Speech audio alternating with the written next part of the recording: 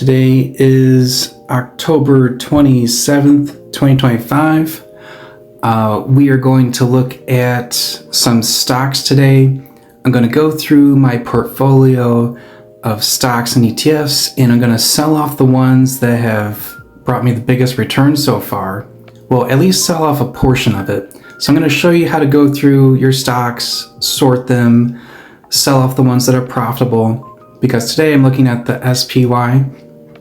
That's an index that tracks basically the top 500 stocks in the stock market. So it's a good representation of how the stock market is doing. And you can see it's up slightly today. For the past week, we're up 2.5%. Past month, 2.8%. Past 3 months, real good at 7%. And since 2025 started, we're up almost 16%, which is really good. So with this representing pretty much a good chunk of the market, today is a really good outlook for traders, having a positive outlook on the market, thinking that things are looking up. So while we're at this potential peak of high prices for these stocks, why don't we go through and take some profit while we can before it potentially sinks. So that's my plan here, and I'll show you how to do that. And real quick, we can see some news on the SPY. Why are people positive about it? Might be because of this little news blurb. S&P 500 surges on potential US-China trade war truce. Framework announced by Treasury, blah, blah, blah. So basically, positive outlook. Why don't we take some profits while we can? Okay, so let's go to home. Scroll down to your stocks and ETFs. You want to click into that. Scroll down so you can see the section that says holdings. Click on the little settings there. And then you can sort it by anything you want, but I'm going to sort it by symbol with the arrow facing up, so that means A to Z. And I already went through some of these already, but I want to go ahead and make a video to show everyone how to do this. So, for example, you can click on Apple,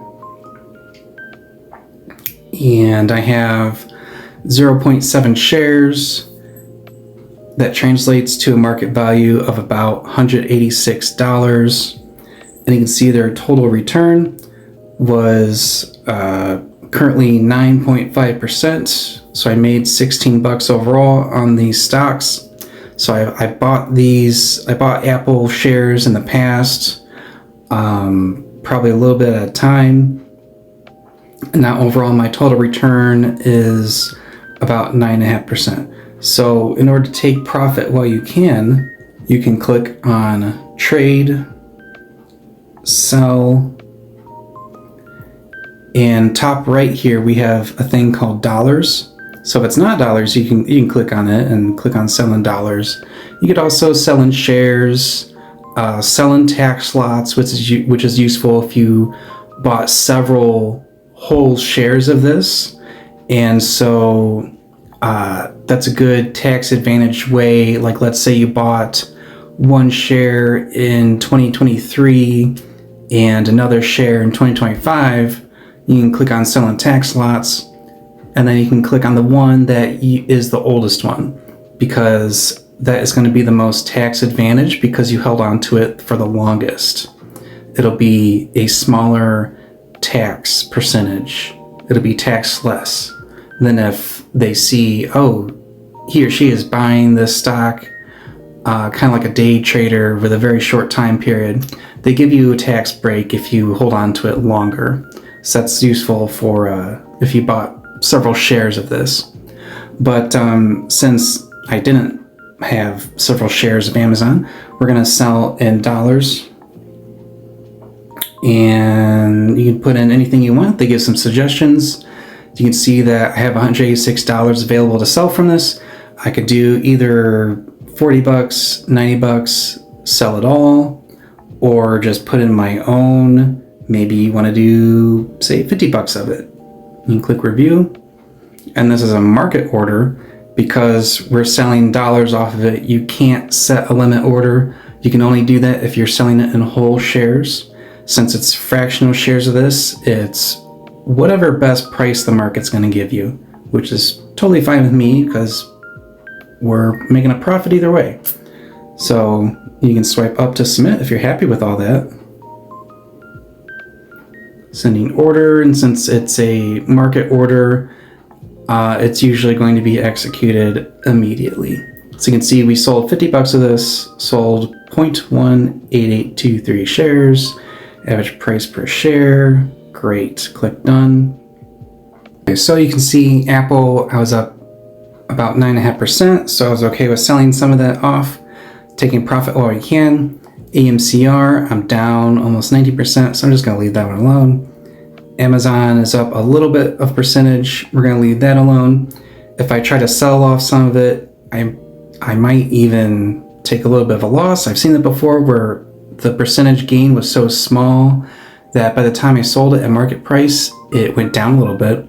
So we're just going to go through, and I'll speed up the video of going through all these stocks and then selling off a little bit of the ones that have gained a percentage.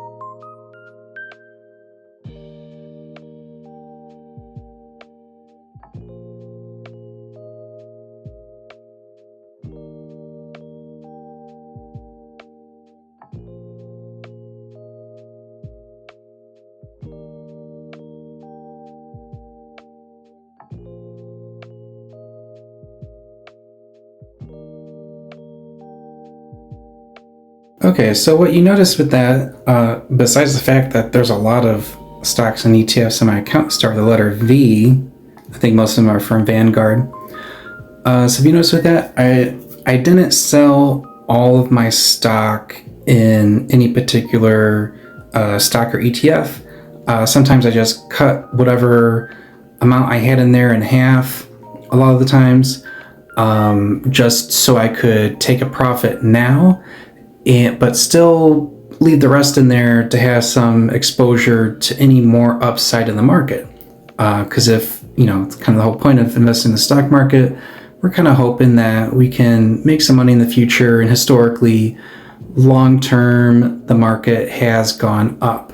So we'll just sell some stock right now, take some profit, and whenever there's a future dip in the market, we could buy.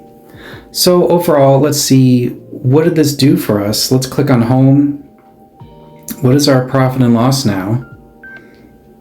So we're going to scroll down, down. Let's see, click on realize profit and loss. We'll go to the shortest time period, 1 week. Click on stocks and ETFs because that's what we just did. So how do we do? Sweet, so this is basically all from what we just did. We made $365.11 profit and selling off little bits of those profitable stocks and ETFs. So that's a jump of about 16%.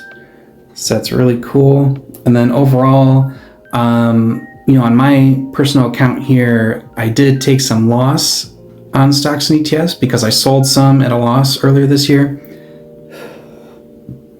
So we will see, did this balance that out a little bit? We can click on a month, still up.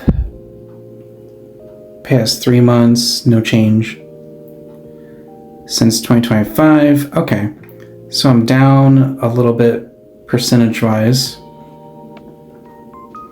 Max time, still down. But that's okay because that's just the stocks and ETFs. And if we click on all, I'm still up $2,550 overall, up about $2,000 this year.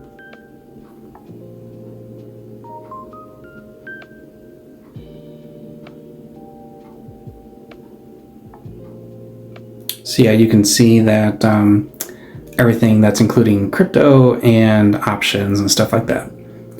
So I hope this video was helpful. If you liked it, please give it a like, consider subscribing, and I will see you next time.